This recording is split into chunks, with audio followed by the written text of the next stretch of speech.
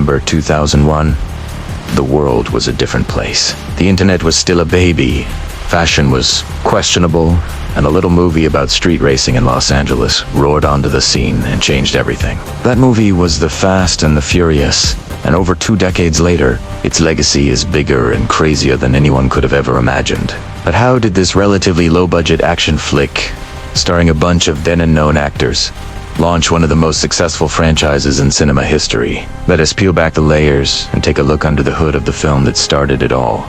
The story was simple, almost like a classic Western, but with tuner cars instead of horses. We have Brian O'Connor, a fresh-faced undercover LAPD officer, played by the late, great Paul Walker. His mission: to infiltrate a tight-knit crew of street racers suspected of hijacking trucks full of electronics. And who leads this crew? The one and only Dominic Toretto, a hulking, tank-top-wearing garage owner with a strict moral code and a love for family, brought to life by Vin Diesel. Brian's way into this world is through the Toretto Market and Cafe, a local spot run by Dom's sister, Mia. He orders the same tuna on white, no crust, every day, just to get her attention.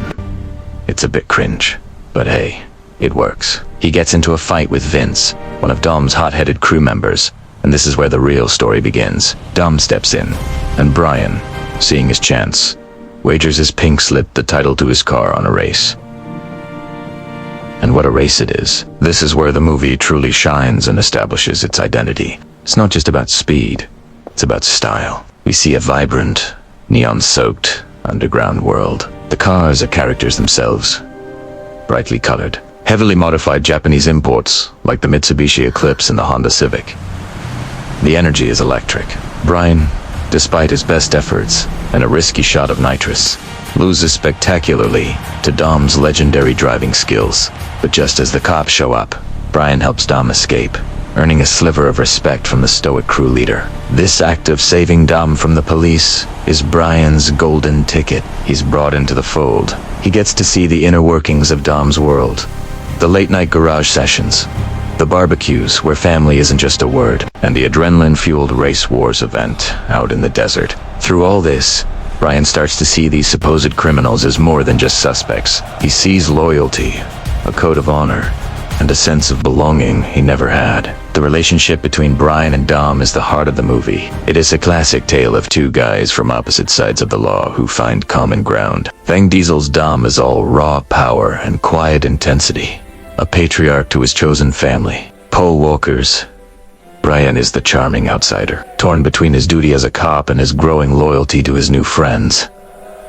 Their chemistry is undeniable. You believe their bond, and you feel Brian's conflict as he gets in deeper and deeper. And, of course, there's the romance. Brian and Mia Toretto, played by Jordana Brewster, have a sweet, developing relationship that adds another layer of complication. He's falling for the sister of the man he's supposed to bust.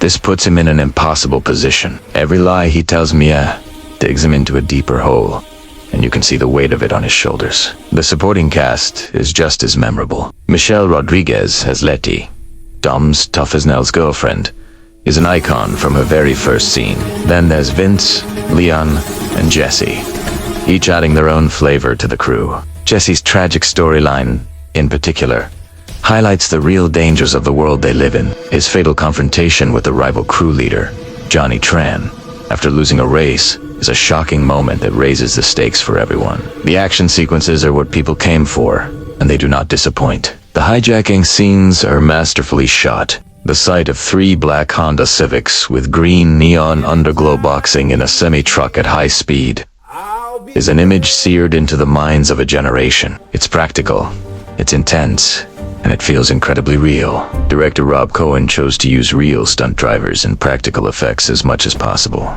and it pays off. You feel the speed, you hear the engines roar, and you feel the danger.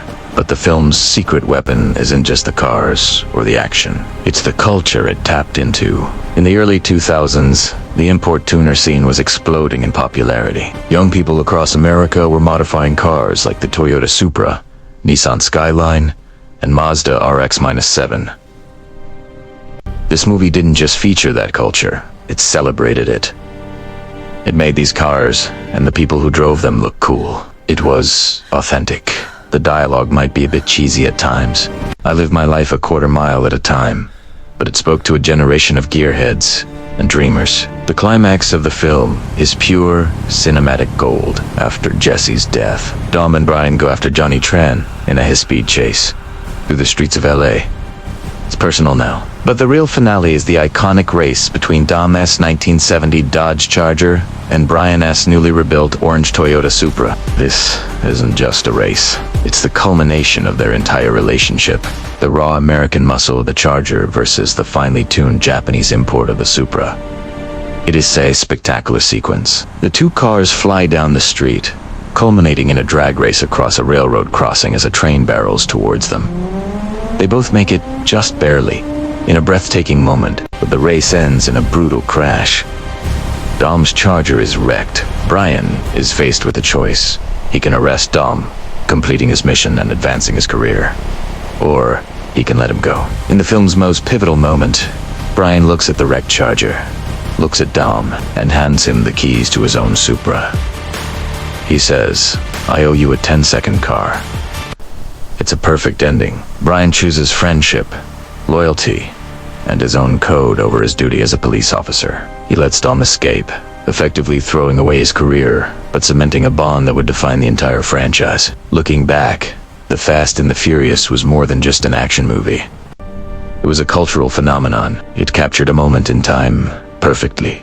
It took the underground world of street racing and brought it into the mainstream, making stars out of its cast and legends out of its cars. It was a story about outsiders finding a family, about living by your own code, and, of course, about the thrill of going very, very fast. The franchise may have since gone to space, but it all started right here, on the wet, neon-lit streets of Los Angeles, with a tuna sandwich, no crust. What are your favorite memories from the first film?